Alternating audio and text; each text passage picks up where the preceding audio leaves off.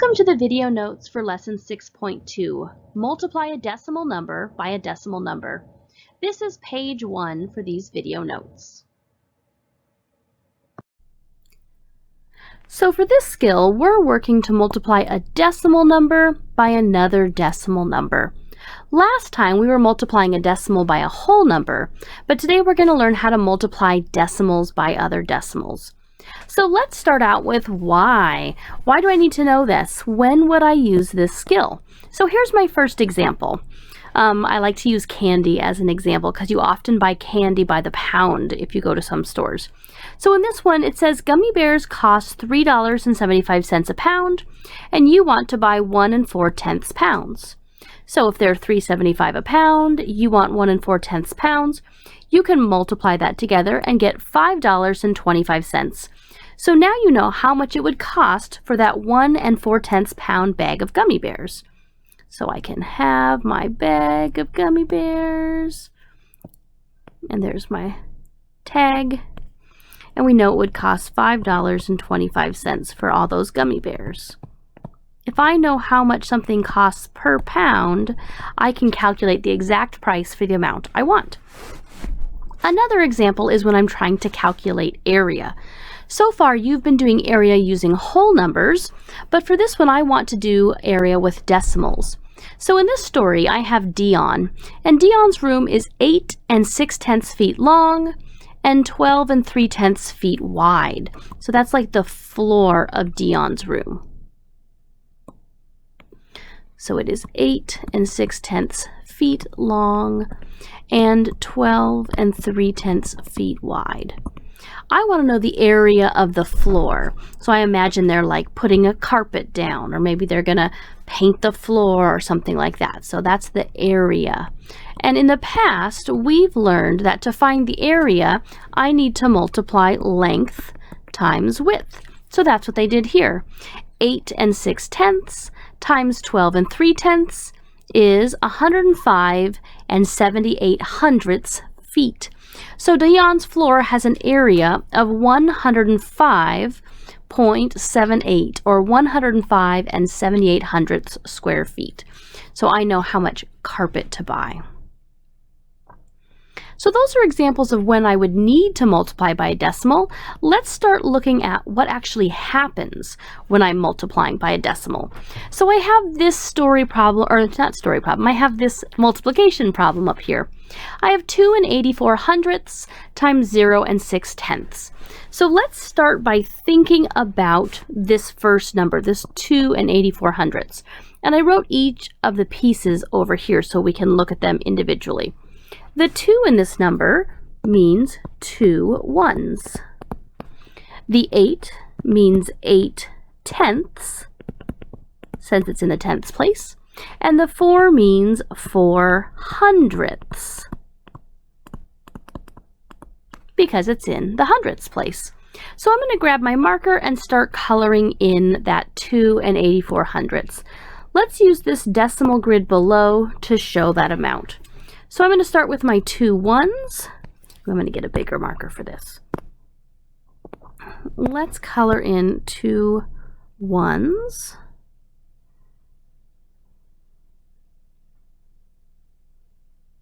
You can use whatever color you like. I'm going to really encourage you to use color, though. I've noticed some of you are trying to do this in pencil. It's not going to be as clear in your mind if you're just using your pencil. Go ahead and grab your crayon or your colored pencils.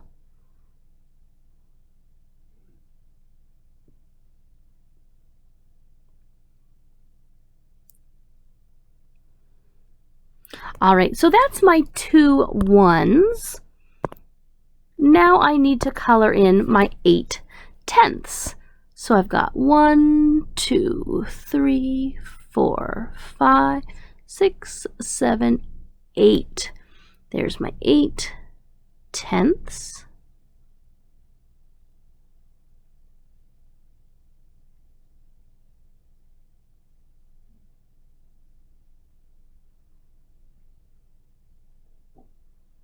And then the last thing I have are 400ths. So I can come over here and color in 1, 2, 3, 400ths. So this amount that we've colored in here represents my 2 ones, my 8/10ths, and my 400ths. I'm just going to clean up this edge a little bit here. Since I'm coloring on a computer, it's a little bit sloppy. Hopefully yours turned out a little bit nicer. All right. So now that I've got all that colored in, let's label what it really means so we can see it. So I have 2 ones. That's this. 2 ones. And I have 8/10ths. That's this. 8/10ths. And I have 400ths. And that's right here. 400ths. So that's the big idea. And now I need to multiply this. Now in the last one I multiplied it by a whole number and it got repeated. But now I'm not doing that. Right now what I'm doing is I'm multiplying it by 6/10ths. So my 2 ones, I really want 2 ones times 6/10ths. So I'm going to look at my 2 ones and I'm thinking, well, I know 2 times 6 is going to give me 12. The problem is I'm not sure 12 what? 12 tens? 12 ones? 12 tenths? So I've got to think about that. In order to do that, I'm going to think, well, what if I multiplied it by 1? If I multiplied by 1, I would grab all of this. This would be by 1. But I don't want to do that. What I really want to do is multiply it by 6/10ths. So if I go down the side here, I can grab 1, 2, 3, 4, 5, 6/10ths. And that's really what I want to do. I want to multiply it by 6/10ths. So I'm going to slide across like this, and I'm only going to grab 6/10ths worth of my 2 ones. And I know that can be a really funky idea, that can be really confusing, and this is new for a lot of us, and that's okay. So looking at that, I want to figure out, well, what did I get when I got 6/10ths by 2 ones? I got this 10th, 1/10, and 2/10, and 3/10, and 4/10, and 5/10, and 6/10. I'm going to keep going. 7/10, 8/10, 9/10, 10/10, 11/10, and 12/10. So what I did when I grabbed my 2 ones multiplied by 6/10, it gave me 12/10. And I can think of 12/10 like 1 and 2/10. It makes one whole number with 2/10 left over. To make it easier to see, I can also kind of come in and shade on top of that one to make it stand out a little bit. If that helps you, you can shade in on top to make it brighter. Okay, so I grabbed that. I multiplied my 2 whole numbers times 6/10. Now I want to multiply my 8/10 by 6/10. So I'm going to keep my line going, and I'm going to grab here. This part right here. I can even color it in with that yellow, try to make it easier to spot. This area here represents 8/10 times 6/10. Now I can multiply up here. I had 8/10 times 6/10. And I know 8 times 6 is 48. But the question is, 48 what? 48/10? I'm not quite sure. So I need to go back to my drawing, and I don't have any whole tenths because it doesn't go all the way across. So this time I'm going to count how many hundredths I have.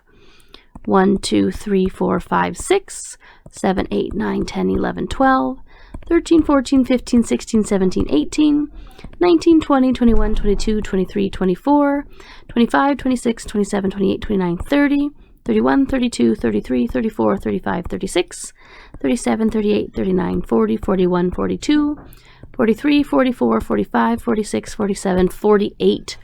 So I have 48 pieces just like I thought, but they're hundredths. 48 hundredths.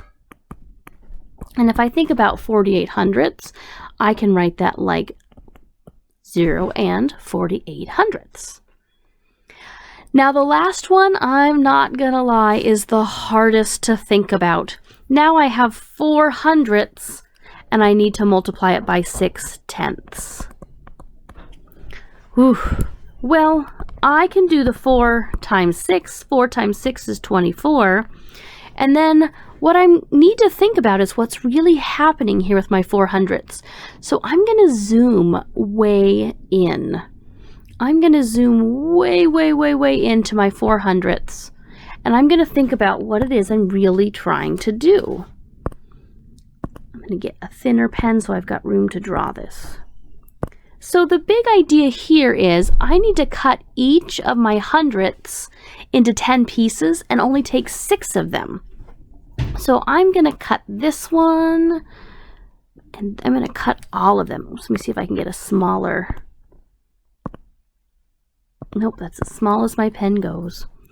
All right, so I'm going to cut it into tenths.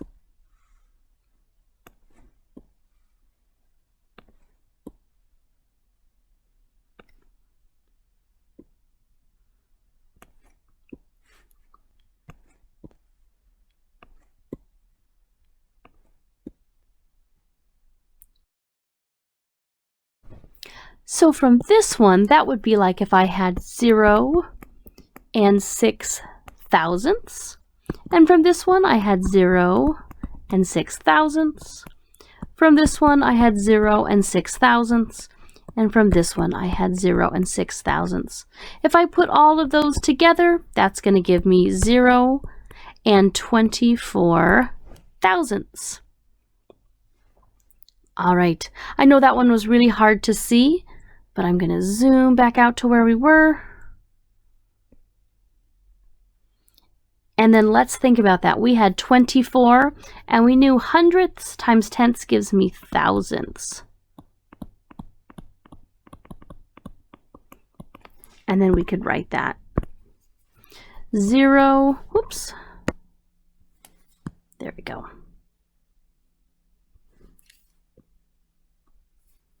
0 and 24 thousandths.